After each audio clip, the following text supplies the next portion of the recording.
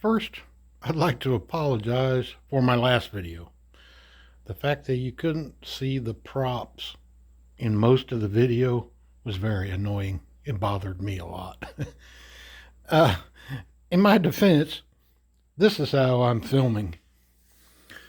I have a mount on top of my transmitter that holds my phone. And I was watching the props for real and didn't realize that the camera wasn't really focused on the props. What I saw as I was looking at the props for real was that they didn't appear to be at full throttle, even though my stick was at full throttle.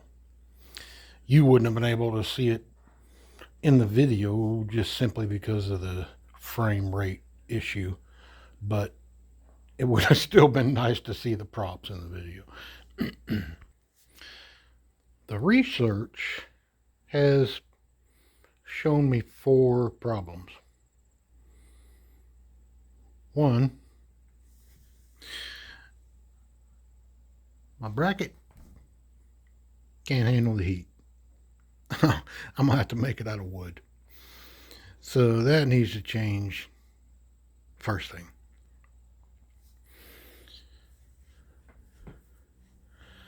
Secondly, I have evidence of the spinner touching somewhere, and then I found it. It's right here.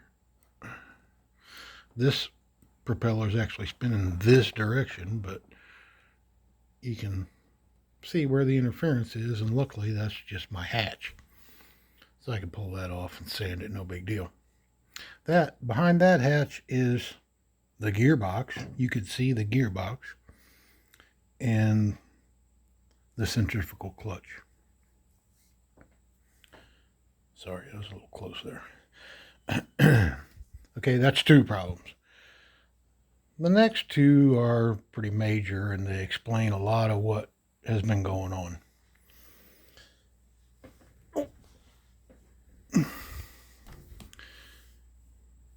So,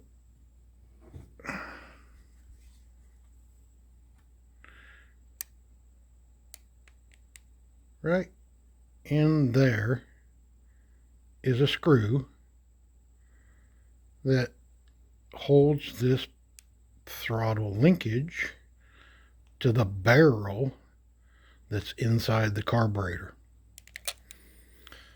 So one of the biggest things that bothered me about that run was I couldn't shut it off. You could tell I couldn't shut it off. I stopped the video and I had to take the gas tank hatch off and remove the fuel line to get it to stop.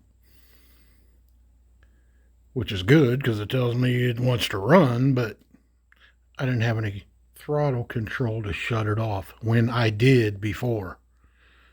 I originally set it up. The first thing I set up was the fact that I could stop the engine with the radio no matter what.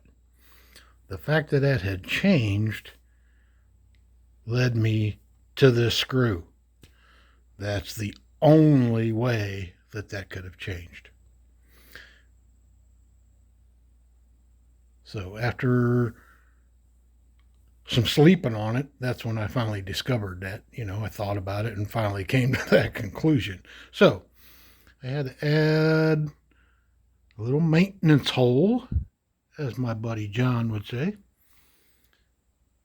to the side of the fuselage so I could stick a screwdriver in there and tighten that screw up.